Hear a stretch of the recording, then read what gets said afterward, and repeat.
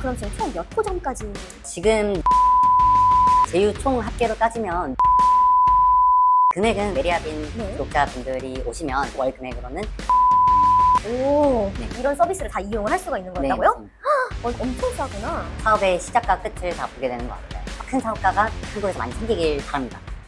여러분 안녕하세요. 프로앤잡러 메리아빈입니다. 오늘은 제 블로그에서 먼저 보신 분들도 있을 것 같은데요. 요즘에 쇼핑몰 하시는 분들 사무실 많이 구하고 계시잖아요. 근데 이번에는 비상주 오피스, 우리가 상주하지 않는 그런 오피스를 운영하고 계시는 대표님을 한번 모셔봤습니다. 네, 반갑습니다. 네, 안녕하세요. 네, 대표님 자기소개 한번 해주실 수 있나요? 안녕하세요. 저는 코워크시티라는 브랜드를 운영하고 있는 김경수라고 합니다. 반갑습니다. 네. 대표님 혹시 실례가 안 된다면 너무 젊어 보이시는데 네네. 나이가 어떻게 되시는지? 올해 한국 나이로는 32, 92년생이에요. 오, 젊으신데요? 그런가요? 네. 아, 우리 30대 초반에 공유 오피스 사업을 하시는 게 좀 신기하거든요, 저는. 그러면은 제가 생각했을 때는 공유 오피스라는 개념은 전 많이 알고 있거든요. 왜냐면은 제가 있는 것도 지금 공유 오피스잖아요. 맞아요. 근데 그 중에서도 왜 비상주 오피스를 음. 창업하셨고 비상주 오피스가 뭔지 조금 설명해 주시면 좋을 것 같아요. 한국에서는 어떻게 보면 인식이라고 해야 될까요? 비상주 사무실에 대한 인식이 아직은 자리가 잡히지 않은 것 같더라고요. 국내에서는 이게 되게 좋은 인식이고 실제로 사업을 쉽게 시작할 수 있게끔 도와주는 그런 하나의 툴로서 굉장히 자리매김을 잘 했어요. 네. 근데 한국에서는 아직 어떻게 보면은 좀 안 좋은 사례들도 많고 좀 어떤 업체랑 해야 좀 안전할까라는지 그런 체계가 잡히지 않은 것들을 보고, 그렇다면 우리가 북미의 그런 시스템을 한국에 도입을 함으로써 좀 더 체계화된 비상주 사무실을 운영해보자 라는 이제 목표로 시작을 하게 됐고요. 차이점은 공유 오피스는 실제로 상주하는 공간, 오프라인으로 저희가 뭐 200평이면 방 몇 개가 나오고 각각의 사무실에 임대를 해주는 시스템이라면 비상주 사무실은 말 그대로 그 virtual, 가상의 오피스고요. 하나의 실제 뭐 사무실은 당연히 있어야겠죠. 근데 그곳에 공용 공간이라든지 여러 시설은 이용할 수 있어야겠지만 실제 사무실이 필요하지는 않은 거예요. 예를 들면 통신 판매업을 하시는 인터넷 쇼핑몰을 하시는 분들 같은 경우에는 카페나 집에서도 근무를 충분히 하실 수 있잖아요. 아직 사업 초창기에 사무실을 얻기에는 좀 부담스러운 분들, 사업자를 내고 하십니다. 오, 그럼 지금 총 몇 호점까지? 지금 60개 호점 정도 되고요. 오, 엄청 많네요? 네, 전국에 60개 정도 호점 됩니다. 오, 동대문 쪽에도 있나요? 여기가 무슨 구죠? 중구. 중구? 응. 아, 네, 있습니다. 이 있군요. 근방에 있어요. 네. 오. 근데 사실은 비상주 오피스를 제가 만약에 저는 의정부에 살거든요. 근데 완전 타 지역에다가 등록하시는 분들도 있어요? 네, 충분히 있고요. 법적으로도 가능합니다. 오. 뭐 이를테면 저 같은 경우는 저는 본가가 서울이에요. 네. 근데 사는 곳은 대전이고요. 지금 캐나다 주소도 캐나다로 돼 있어요. 정해진 게 없어요. 그러네요. 네, 맞아요. 제가 어떤 지역에 사업자를 내든지 뭐 관공서 분들은 아무래도 좀 정부에서는 좀 거주지 인근에다 하시는 게 좋습니다 라고는 얘기를 해요. 왜냐하면 어떠한 경우에 내방을 해야 될 수도 있는 경우도 있긴 하거든요. 네, 거의 99.9%는 요즘은 내방을 하지 않고요. 웬만하면 홈택스로 모든 세무서 관련이나 뭐 보건서, 식약청 관련 자료들도 온라인으로 다 진행이 되기 때문에 굳이 거주지 주변에 하실 필요는 없습니다. 그 우편 같은 거 오면 어떡해요? 저희가 이제 가장 차별화를 두고 있는 것 중에 하나인데요. 네. 사람들하고 소통하는 게 불편한 사람들이 많잖아요. 맞아요. 그런 분들이 인장주 사무실을 보통 이용하시더라도 저 우편물 온 거 없나요? 이렇게 각각 확인을 하시는 게 굉장히 어떻게 보면 스트레스가 돼요. 맞아요. 저희는 일괄적으로 실시간으로 알림톡이 발송이 되고요. 우와. 각각의 우편물들이 전국 지점으로 가게 되면은 내 우편물이 뭐 제가 대구점을 계약을 했으면 대구점에 왔다 하면은 즉시 알림톡이 발송이 되고요. 개봉 동의 여부를 체크를 하신 분들은 저희가 동의를 구하고 개봉을 해서 스캔을 하고 이제 실시간으로 확인하실 수 있게 하고요. 우와. 또 저희 코워크 플랫폼이라고 저희 코워크시티 웹사이트에서 가입을 하시면 실시간으로 어떤 우편물들이 있었는지 계약 자료라든지 그런 것들을 다 확인하실 수 있습니다. 오, 좋다. 네. 저는 직접 가지러 가는 것만 생각을 했거든요. 뭐가 왔는지도 모르고 일단은. 아, 그렇게 스캔도 해서 보내주시는구나. 동의를 하면은. 헉, 이거 완전 차별한데요? 네. 그러면은 지금 대표님께서 운영하고 있는 지역 중에서 유독 이 지역에 사람들이 좀 많이 들어온다 하는 게 있을까요? 저는 사실 서울 쪽으로 더 많이 몰릴 거라고 생각을 했어요. 네. 근데 그렇지 않더라고요. 오. 왜냐하면은 서울은 일단은 과밀 억제지구고요. 맞아요. 비과밀로 원하는 분들이 많으세요. 그래서 주변에 경기권, 인천, 수도권 외 지역들로도 많이들 찾아주시고요. 또 통신 판매업을 하다 보면 이제 면허세가 있잖아요. 네. 그 면허세가 이제 인구 50만 이상이면은 1년에 42,000원? 49,000원 정도 되는 것 같아요, 요즘. 올랐나요, 그게? 오른 것 같아요. 그 정도 되고, 인구가 50만 미만일 경우에는 그거의 절반 정도를 내요. 근데 아무래도 통신 판매업을 하시는 분들은 일단 몇만 원이라도 아끼는 게 분모를 아껴야 리스크가 적고 수익률이 올라가잖아요. 그쵸. 그래서 사업 안전성 때문에 좀 더 지방이라든지 인구가 좀 작은 소도시 지역들도 많이들 찾으세요. 이거 모르시는 분들 있었을걸요? 서울이 무조건 좋아 해서 오면은 그 과밀업체권역이기 때문에 맞아요. 세금 혜택도 맞아요. 못 받아요. 맞아요. 사실은 따지고 보면. 잘 알아보셔야 돼요. 그래서 약간 이 변두리라고 해야 되나? 외곽 쪽에 많이 등록을 하시는구나. 여기는 다들 똑똑하신 분들이네요. 그러면은 만약에 누군가가 코어크시티를 계약을 하고 싶으면은 보통 계약은 어떻게 이루어져요? 계약은 100% 전자 계약으로 이루어지고요. 저희가 본점에 이제 저희 상담팀, CX팀 전부 다 대전에 있기 때문에 가끔 불안해서 오시는 분들도 계세요. 그쵸. 실체가 없는 비상주 사무실이 너무 많아요 하면서 이제 방문을 해주시는 분들이 계신데 네. 그렇게 오셔도 되긴 하는데 대부분은 전자 계약으로 진행을 하세요. 완전 대면으로 안 봐도 계약이 가능하다는 네, 얘기예요. 맞습니다. 그래도 60개 지점이 이렇게 많은데 저는 믿을만하다고 생각하긴 합니다. 제가 생각했을 때는. 좋습니다. 그러면은 코워크시티가 다른 비상주 사무실들이랑 차별화가 가장 크다라고 할 만한 건 뭐가 있을까요? 코어크시티라는 브랜드의 정체성 자체가 사실 사업자 주소지를 대여야 한다라기보다는 그러니까 enforce, 사업을 할 수 있게 도움을 준다라는 의미로 저희가 비전을 가지고 시작을 했고요. 사업을 하다 보면은 주소지만 필요한 게 아니에요. 사업자를 내는 건 시작이고요.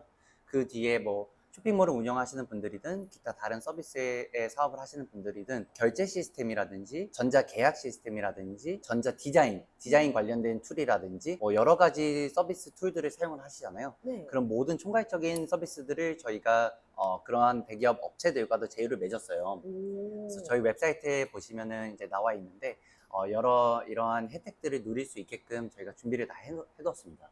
제휴가 다 되어 있구나. 네, 맞습니다. 오, 완전 좋은데요? 네, 그 전자 결제는 페이플, 그리고 전자 계약은 모드 사인, 그리고 디자인 툴은 미리 캔버스, 오, 그리고 각종 솔루션 프로그램들부터 시작해서 협업 툴은 노션. 저희 노션은 또 이제 미국 본사랑 소통을 해가지고 제휴를 맺었고요. 제휴 총 합계로 따지면 노션을 제외하고는 약 1,700만 원 정도 혜택이에요. 와우. 그리고 노션까지 포함하면 노션이 US 달러로 6,000불 정도의 혜택을 줬거든요. 각 사람당. 6,000불이요? 네, 한 800만 원 정도 돼요. 그 혜택을 정확히 보시려면은 저희 웹사이트에 오시면은 각의 제휴 혜택들의 금액들이 굉장히 투명하게 공개가 돼 있어요. 그래서 실제로 저희 고객분들이 하시는 말씀은 그때 말로 포커시티는 정말 뽕을 뽑을 수 있어서 좋아요 라고 말씀을 하세요. 그러네. 30만 원 비상주 사무실 비용을 1년에 내면서 제가 매년 여기서 누리는 혜택이 훨씬 더 커요. 결국에는 다른 데 갈 필요가 없어요 라는 말씀을 많이들 해주세요. 그러면은 혹시 금액도 살짝 알려줄 수 있나요? 금액은 메리아빈 네. 구독자분들이 오시면 1년 이상 계약 시 월 금액으로는 10,000원 중후반대로 저희가 모셔드릴 수 있습니다. 오, 10,000원 중후반대에 네. 이런 서비스를 다 이용을 할 수가 있는 네, 거였다고요? 맞습니다. 할만하네. 저는 막 한 10만 원, 20만 원 정도 생각했거든요. 이거 엄청 싸구나. 10,000원 후반대 말씀하셨던 그런 미리 캔버스나 이런 것들을 다 이용을 네, 할 수가 맞아요. 있는 거예요? 어머, 대박이다. 가면 갈수록 많이들 활용을 하세요. 오늘도 이제 제가 지난주에도 그렇고 또 미리 캠퍼스 사옥에 가서 거기 이제 팀장님이랑도 이제 대화를 나누고 왔는데 저희가 제공해 드린 혜택의 총액만 이 정도가 얼마예요, 됩니다 라고 이제 말씀을 해주셨는데 너무 뿌듯해요. 저는 그냥 사업자를 내는데 필요한 비상주 사무실의 비용은 거의 공짜로 누리셔야 된다고, 그게 합리적이라고 생각을 하고요. 공짜로 드릴 수는 없으니 그 이상의 가치를 저희가 혜택으로 드리는 거기 때문에 많이들 좀 활용을 해주시면 좋을 것 같아요. 오, 괜찮다. 근데 이렇게 막 1년 계약을 했다. 근데 계약이 더는 이제 돈이 없으실 수도 있잖아요? 뭐 그럴 일은 없겠지만. 그래서 이제 계약이 종료되면은 그 주소지는 어떻게 되는 거예요? 계약이 종료가 되시면 일단 사업자를 둘 중 하나인데요. 사업자를 자택으로 옮기시던가 아니면은 다른 데로 이전을 하시던가 아니면 폐업을 하시던가. 그러면 이제 저희랑은 폐업을 하셨다면 폐업 확인 증명서, 이전을 하셨다면 이전 확인 증명서를 제출해 주시면 저희의 계약은 아쉽지만 거기서 이제 종료가 되고요. 해당 주소지는 이제 재사용이 불가해요. 저희가 이제 또 다른 새로운 이제 호실을 또 다시 만들어서 제공을 해드립니다. 다음 고객에게. 아, 그렇게 되는 거구나. 왜냐하면은 각종 우편물이라든지 사업을 하다 보면은 우편물들을 좀 많이 이곳저곳에서 받게 되는데 사업자가 바뀌었는데 그 전 주소로 우편물이 오게 되면은 거기서의 이제 오류가 생길 수가 있어요. 네. 근데 저희가 많이 들었던 시장에서의 컴플레인이 다 어떠한 비상주 사무실 혹은 공유 오피스에서는 주소를 돌려쓰기를 하더라고요. 라고 해주셔서 그럴 경우에 이러한 문제들이 발생할 수 있다라는 거를 제가 파악을 했고요. 저희는 그 부분에 대해서 문제를 애초에 저희가 좀 막기 위해서 좀 재사용을 하지는 않습니다. 그런 문제가 있구나. 그러면은 비상주 사무실의 강점은 뭐라고 생각하세요? 비상주 사무실의 강점은 제가 서두에도 말씀드린 것처럼 사업은 한 번에서 한 번에 성공하는 게 아니에요. 그렇게 될 수 있다는 그런 마음가짐과 목표로 하는 건 당연히 필요하지만 그렇지 않은 상황에 대한 대비도 저는 필요하다고 생각을 하고요. 수익성이 분명하지 않은 상태에서 보증금 몇백 몇천에 월세 몇십 몇백만 원, 관리비를 매달 몇만 원씩 몇십만 원씩 지불을 하는 거는 상당히 어떻게 보면 리스크 관리가 안 되는 부분이라고 생각을 할 수 있어요. 근데 비상주 사무실을 적극 활용을 하셔서 사업을 너무 가볍게도 안 되지만 너무 무겁지 않은 마음으로 다양한 시도를 해보실 수 있는 제도라고 저는 생각을 하고요. 그게 비상주 사무실이라는 제도에 대한 장점이라고 생각을 합니다. 그로 인해서 더 많은 실패를 딛고 정말로 성공한 사업가분들이 많이 나오고 계세요, 지금도. 오, 정말 거기서 성장하셔서 이제 뭐라 해야 될까? 출가하는 느낌이네요. 네, 맞습니다. 그럼 만약에 저도 지금 여기 사업자가 하나 나 있거든요. 근데 네. 만약에 제가 갑자기 대전에다가 사업자를 하나 내고 싶어요 하면은 낼 수 있어요. 그냥 낼 수 있는 거예요. 네네. 근데 만약에 제가 그 똑같은 주소에 하나를 또 내고 싶어요 해도 돼요? 아니요. 2022년 8월 이후로 국세청에서 이제 시행령이 바뀌어서 내려왔는데요. 한 주소당 한 등기 건물당 동일 명의로는 한 개를 초과하는 사업자를 낼 수 없다라고 돼 있어요. 22년 8월부터요? 네, 얼마 안 바뀌었어요. 됐구나. 그 전에는 집 주소로 사업자를 30개, 40개까지 내시는 분들도 있었고 맞아요. 관리가 안 되는 게 가장 큰 문제점이었어요. 오. 근데 이제 악용하는 사례라든지 그런 것들도 너무 많았고요. 아, 그거를 방지하기 위해서 국세청에서 묘안을 내놓은 겁니다. 여러 개 내는 대표님 제가 궁금해 했잖아요. 네. 한 주소에. 네네. 왜 여러 개를 내시는 거예요? 우선 여러 가지 이유들이 있는데요. 두 가지로 분류가 돼요. 첫 번째는 네이버 플레이스 등록을 하고자 하시는 분들이 있어요. 예를 들어서 청소업을 하시는 분들 같은 경우에는 청소는 사람들이 오는 게 아니라 내가 가는 거잖아요. 네. 그렇기 때문에 지역에 많이 분포가 될수록 출장을 나가는 게 가장 유리해요. 네, 예를 들어서 동대문이면 동대문에만 플레이스에 등록이 돼 있으면 동대문 손님밖에 안 오는 거예요. 경기도 뭐 남양주, 뭐 용인 출장 갈 수 있는 거리들이 있잖아요. 그 거리들의 플레이스에 등록을 해야 거기 그 지역에 거주하시는 분들이 보게 되는데요. 그러려면 옛날에는 플레이스 등록이 그냥 할 수 있었어요. 네. 근데 이제는 이제 그게 악용되는 사례들이 너무 많다 보니까 네이버 측에서도 좀 더 정상적인 사업자분들에게 허가를 해줘요. 그러기 위해서 이제 많은 지점을 가지고 있는 저희 코어크스트를 찾아주시고요. 전국 60개를 정말 다 뿌리셔서 60개의 사업자를 내셔서 60개의 지점에서 손님들을 끌어오는 분들, 뭐 노트북 수리업 하시는 분들은 부산에서도 노트북 택배로 받아서 고치고 보내면 되는 거거든요. 그러네. 그렇게 하시는 분들이 있고, 두 번째는 이제 위탁 판매나 통신 판매업 중에 해외 구매 대행 혹은 그냥 구매 대행을 하시는 분들이 계세요. 네. 이분들은 반자동이든 자동이든 뭐 아니면 수동으로 하시든 상품을 많이 올릴수록 유리하잖아요. 이 부분도 법이 계속 바뀌고 있는 게 규정이 쿠팡에서도 예전 2년 전만 해도 무제한 등록이 가능했어요. 근데 어느덧 한 사업자당 등록 가능 제품이 뭐 5만 개, 10,000개, 지금 5,000개까지 줄었잖아요. 이분들은 상품을 몇십만 개, 몇백만 개 올리셔야 돼요. 맞아요. 그래야지 거기서 마진이 생기고 타산이 맞거든요. 그러려면 사업자가 많이 필요합니다. 그래서 이제 여러 개를 막 등록해놓고 5만 개 등록 다 하는 사업자 이렇게 하는. 네, 만족도가 높은 부분 중에 하나가 사실 사업자 50개를 낸다고 했을 때 네. 한 50개 다른 업체 혹은 10개의 업체한테 나눠서 하게 되면은 이 소통의 창구가 굉장히 복잡해져요. 그렇죠. 이게 어디였지부터 시작해서 엄청 헷갈려요. 맞아. 근데 저희 코어크스티를 오시면 코어크 플랫폼에서 일단 내가 계약한 50개 전 지점을 한 번에 보실 수 있고요.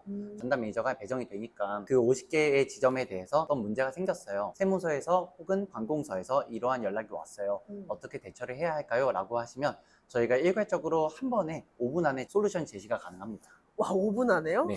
죄송하지만 직원분이 혹시 몇 명이신지. 사실 이게 저희가 금액을 저렴하게 할 수 있는 이유와 또 일맥상통하게 되는데요. 저희는 지금 CX 관련으로 직원분들이 5분이 계시고요. 저희는 많은 것들을 자동화를 시켰어요. 굉장히 단순하게 시스템을 만들어 놨고요.